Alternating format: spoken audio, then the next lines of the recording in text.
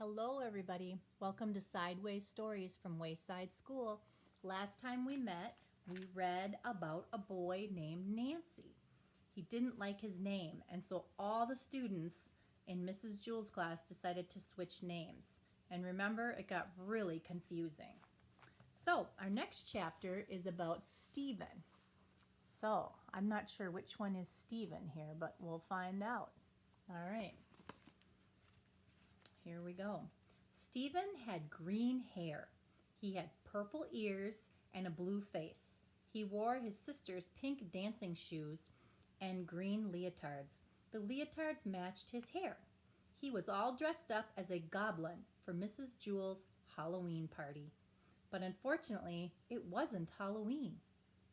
Ha ha ha. You sure look stupid, said Jason. Jason was Stephen's best friend. So do you, said Stephen. Boy, are you dumb, said Jenny. Halloween is on Sunday. Today is only Friday. You are the one who's dumb, said Stephen. Ha ha. You'll probably come to school on Sunday. Mrs. Jewell said we'd have the party today. But none of the other children wore their costumes. Only Stephen. All right, class, said Mrs. Jewell. It's time for our Halloween party. See, said Stephen. Mrs. Jewell gave each child a cookie that looked like an orange witch with a black hat.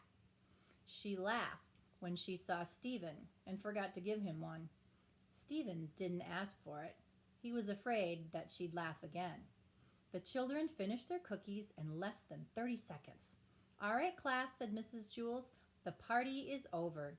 We have a lot of work to do. Stephen felt like a fool.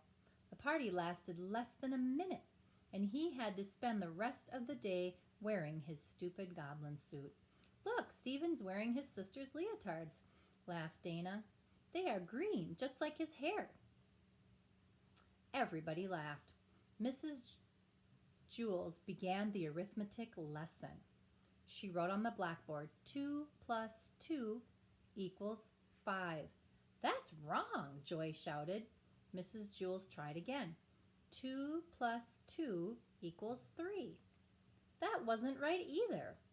She added 2 and 2 again and got 43. It was useless. No matter how hard she tried, she could not get 2 plus 2 to equal 4. I don't understand it, she said. They are always equal to 4 before. Suddenly she screamed. The chalkboard turned into a squiggly worm. She dropped it on her foot. Then all the lights went out, and the blackboard lit up like a movie screen. A woman appeared on the screen. She had a long tongue and pointed ears. She stepped off the screen and into the classroom. It was the ghost of Mrs. Gorf. Mrs. Gorf ran her fingernails across the chalkboard. Trick or treat, you rotten kids, she said. Now I've got even with every last one of you. Where's Todd? Who's that? Asked Mrs. Jewell. Mrs. Gorf, said Damien. Who's Mrs. Gorf?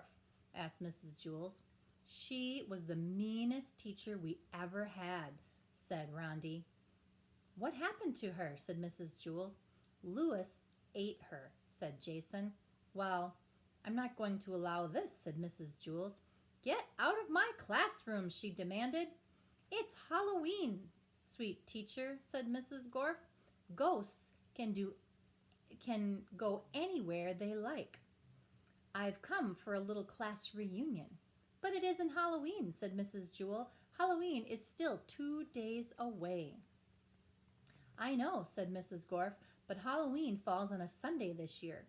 So we are celebrating it on a Friday before. Stephen leaped up from his chair. See, I was right, he said. Today is the day we celebrate it. The Friday before. Mrs. Gorf proved it. He ran up to Mrs. Gorf.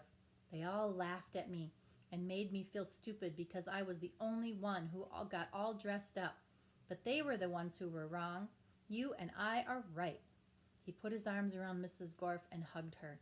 Mrs. Gorf gasped and disappeared. The lights came back on. Mrs. Jules picked up the piece of chalk from the floor. She wrote on the blackboard, 2 plus 2 equals 4. That's good, she said. When 2 plus 2 doesn't equal 4, anything can happen. All of the children who had laughed at Stephen now called him a hero. But they told him to change out of his costume. So at lunch, Stephen went home, washed up, and changed. He came back wearing blue jeans and a polo shirt. Of course, his hair was still green. It always was. Wow, that was a good one. All right, the next chapter is our very last chapter of our book, and it's about Lewis. And remember, Lewis is the playground teacher. See you later.